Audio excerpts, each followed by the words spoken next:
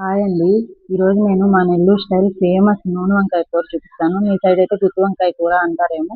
ఎక్కడైనా నూనె వంకాయనా, గుత్తి వంకాయనా సేమ్. దీనికొచ్చేసి నేను ఒక మసాలా కూడా చూపిస్తాను. ఆ మసాలా మనం గాని ముందే ప్రిపేర్ చేసుకొని ఉంటే ఈ స్టైల్ గుత్తి వంకాయ కూర చాలా ఈజీగా చేసుకోవచ్చండి. చూపిస్తాను చూసేయండి. ఇది నేను ఈరోజు చేసినప్పుడైతే మా వారు కూడా చాలా బాగుందని దీంట్లో టిప్ ఏంటంటే అది కూడా నేను మధ్యలో చూపిస్తాను. మిక్సీకి పట్టేటప్పుడు అది మనం ఫాలో అయితే సరిపోతుంది. ముందుగా ఒక కడాయిని స్టవ్ మీద పెట్టుకొని అందులో ఆయిల్ వేసుకోవాలి. ఆయిల్ వేసిన తర్వాత దాంట్లో ఆవాలు, జీలకర్ర, ధనియాలు, పచ్చెనగపప్పు అన్నీ వేసుకోవాలి.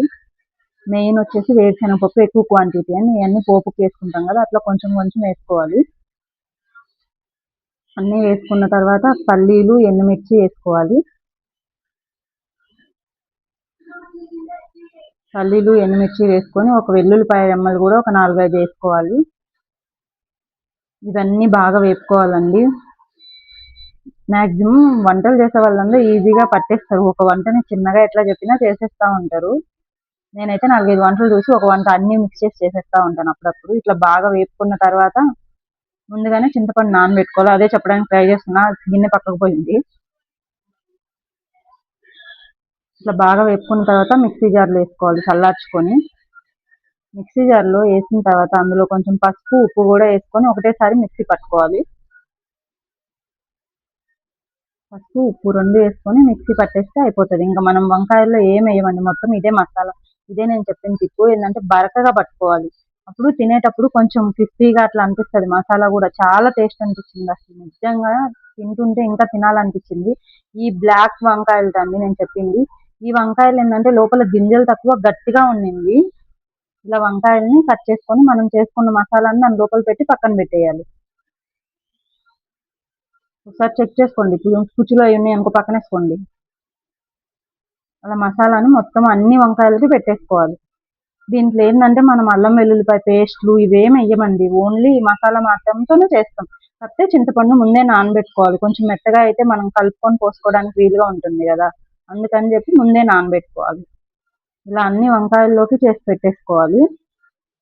మసాలాను మాత్రం కొంచెం బరగ్గానే వేసుకోండి. మరీ మెత్తగా వేస్తే అదేంటంటే పప్పులాగా అనిపిస్తుంది. కొంచెం అట్లా కాదు, ఇట్లా కొంచెం క్రిస్పీగా చేసుకోవాలి. నా వంటలన్నీ విలేజ్ స్టైలే ఉంటాయండి. ఎందుకంటే నేను చాలా సింపుల్గా చేస్తూ ఉంటాను. ఇట్లా కట్ చేసి పెట్టుకున్న తర్వాత చిన్న సైజు టమాటా, చిన్న ఆనియన్స్ 2 అంతే, ఎక్కువ వేయొద్దు.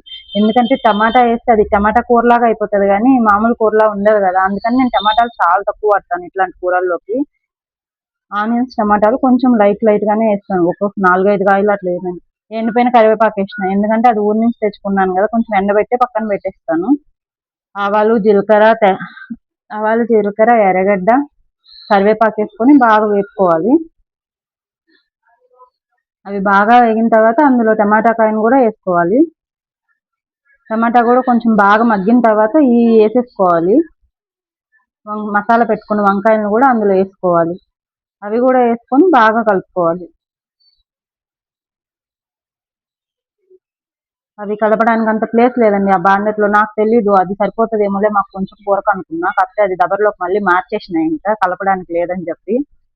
మీరు మాత్రం ముందే మీ కాయలకు సరిపడా వేసుకోండి. మిగిలిపోయిన మసాలా పొడిని కూడా దాంట్లో వేసేసుకోండి. ఇంకా ఎక్కువ వద్ది అనుకుంటే మాత్రం గిన్నెలోకి తీసుకొని మళ్ళీ వీక్ అట్లా చేసుకోవచ్చు కదా, అట్లా చేసినప్పుడు వాడుకోవచ్చు ఫ్రిడ్జ్లో స్టోర్ చేసుకొని. తర్వాత చింతపండుని బాగా కలుపుకొని దాంట్లో రసం పోసేసుకోవటం. ఒక 2, 3 సార్లు వాష్ చేసుకొని అందులో పోసేయండి. చింతపండుని ఎక్కువ వాష్ చేసే కొన్ని ఏంటంటే పులుపు కొంచెం ఉన్నా కూడా వచ్చేస్తుంది. దీనికి ఎక్కువ వాటర్ పడతాయి. ఉడికి అంత దగ్గర అయ్యేసరికి సెట్ అయిపోతుంది. మూత పెట్టేసి అలాగే వదిలేస్తే అదిగోండి ఎంత నీట్గా అయిపోయింది. అసలు నిజంగా ఈరోజు గుత్తి వంకాయ కూర చాలా టేస్టీ అనిపించింది. మీకు అందరికీ నా ఛానల్ నచ్చినట్టయితే సబ్స్క్రైబ్ చేసుకోండి. నా వంటల్ని ట్రై చేయండి. విలేజ్ స్టైల్ ఉంటాయి. Thank you for watching.